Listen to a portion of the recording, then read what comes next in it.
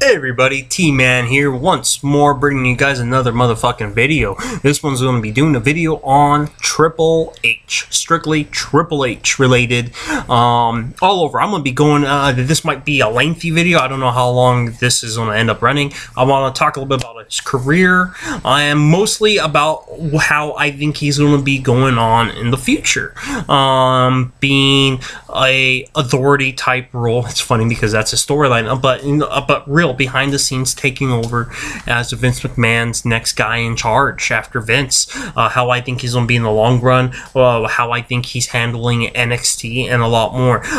So this is just going to be a whole spotlight profile on what I think of Triple H. A lot of you guys might be thinking, if you see my videos, you might think I have hatred towards Triple H, or because I bash WWE nonstop.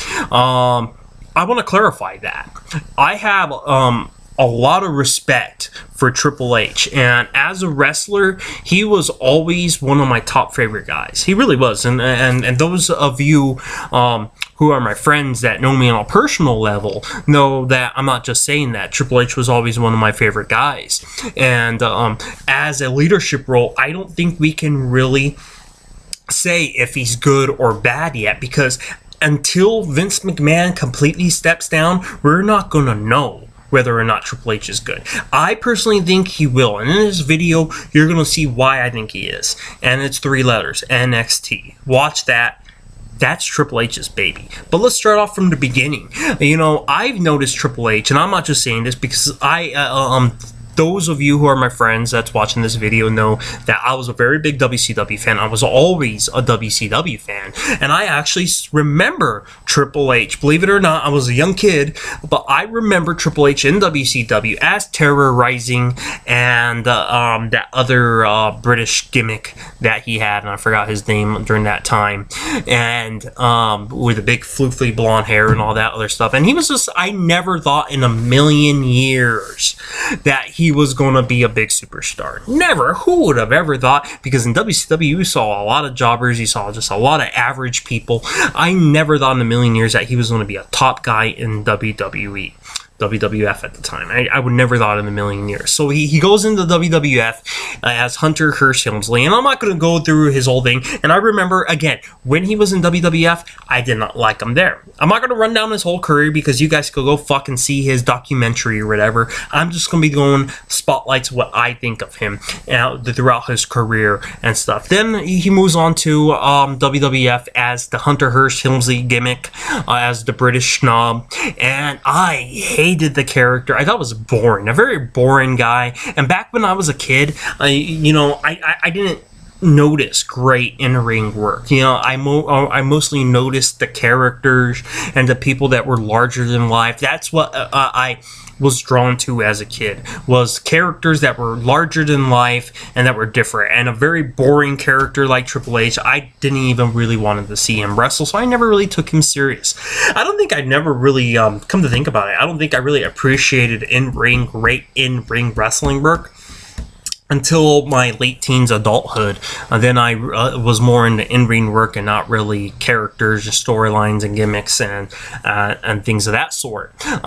So anyways, I think when I really started becoming a fan of Triple H was, of course, when I think everyone did, when he joined forces with Shawn Michaels and formed D-Generation X. Then that's, of course, when he noticed. Still wasn't my favorite guy. I think he became my favorite guy after that WrestleMania 14, when he took over the leadership role and he won me over in matches. Then I was entering my preteens or whatever, and in the match that I think he really won me over and said, that's my guy, is specifically when SummerSlam 1998.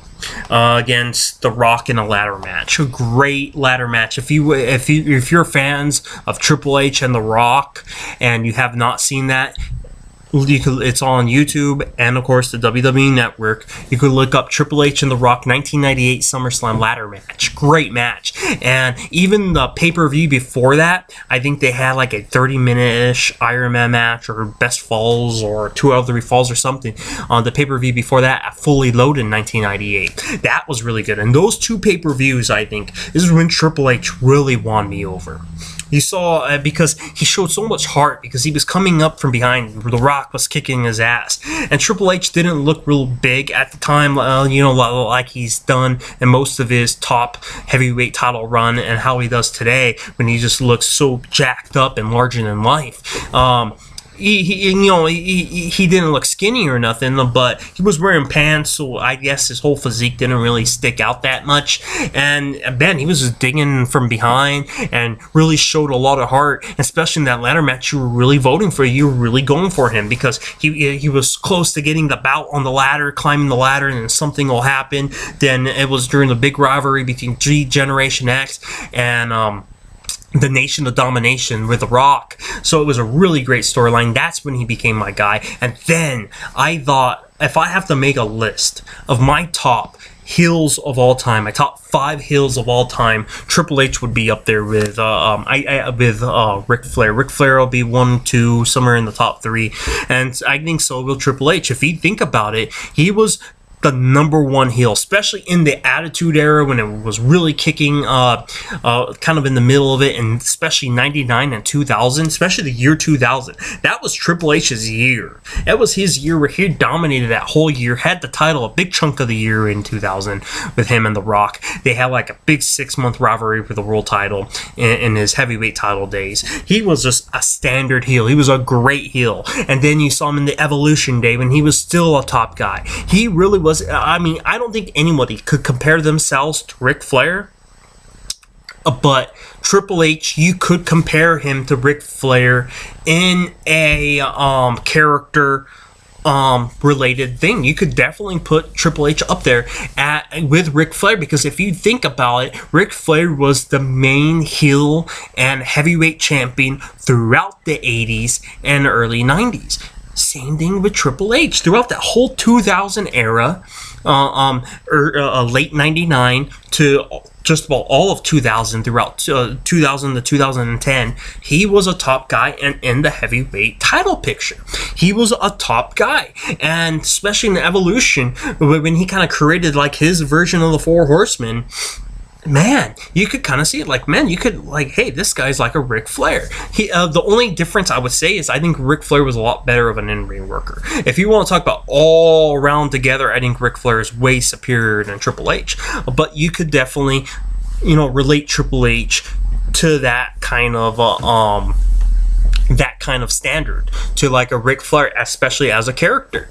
And then of course, the thing that really set him apart of everyone else was Stephanie. And then everyone thought that Triple H was getting special treatment with Stephanie, and I don't think he ever did during a lot of that wrestling run when they started dating and from 2000 and all that. Of course, I think he probably got special treatment later. And when I mean later, I think more towards 2007, 2010, and starting from maybe 2007 and up, I think he got special treatment, because I think his wrestling went on a little too long, and I think he knew that. I think Triple H is a very smart guy, and he knew when his time was running out. And then now, you only see him a couple times a year. Now, here's where this video is going to start getting a little bit negative now. Before I start going more into the leadership role of Triple H, I want to talk about now Triple H. The only thing I could say negative about him is I think in these WrestleManias, especially last year definitely, and I mentioned this in other videos,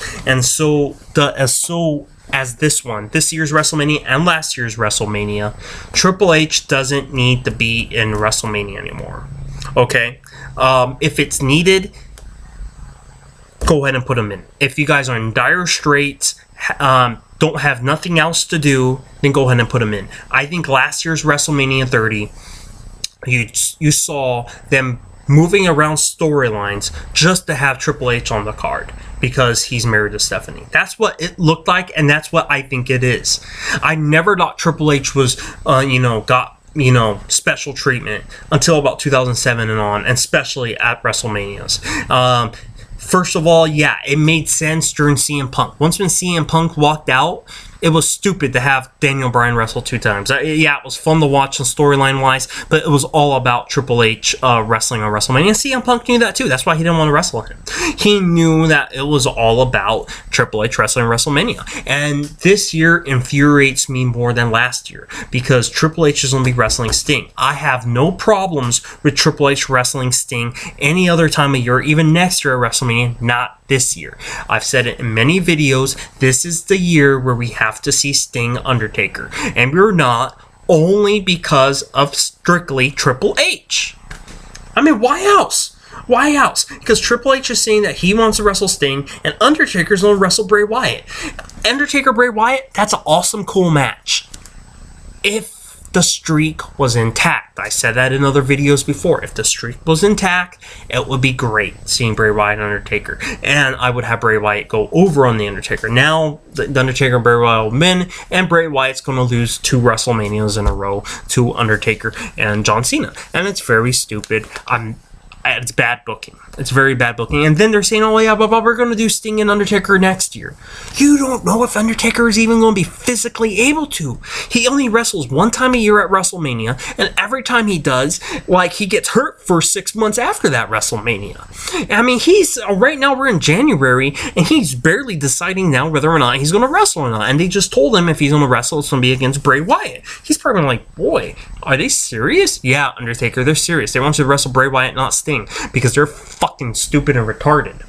But anyways, moving back to Triple H. Now let's go talk about him briefly in a leadership role. A lot of people want to blame Triple H for storylines and all that. Vince McMahon is still the top guy in that spot. Okay, he's still the guy that will tell you whether or not it's a yay or a nay, not Triple H. The only thing Triple H is fully in charge of it is NXT. And if you watch NXT, you'll see that it's beautiful. Watch all the NXT pay-per-views, the Revolutions or whatever. They're beautiful pay-per-views. It's about wrestling. It's like watching the old NWA days. Triple H should be very, very proud of NXT and the guys he has down there and what he's doing with that show, producing that show, making the storylines, and everyone he has helping him on that. It's beautiful. He should be proud of that. And I think until we see Vince McMahon fully walk away, we can say Triple H is bad or great. I do not blame for Triple H for a lot of his in-ring promos, which he's a great promo guy, but his storylines he's bringing on Raw, that's not him. Vince McMahon and the writers are dealing with it. I'm sure Triple H has an input. I know he's at the meetings. I know he's at all that. I'm sure he has gestures and stuff he says, and I'm sure he's in Vince McMahon's ear all the time, but Vince McMahon still has the ultimate decision, and I think he's going along with a lot of things McMahon says, even though he knows it's wrong. I think he's just biding his time. I think when Vince McMahon goes, I think that's when we're going to see a change. We're going to see a big change. I really believe we're going to see a major change in direction in WWE, but not until Vince McMahon is gone, not till John Cena is gone. And I don't blame John Cena. I don't, but it's stale. The look, I just turn on Raw and I just see the ring and it's stale. It's like, oh, it's old, it's tired.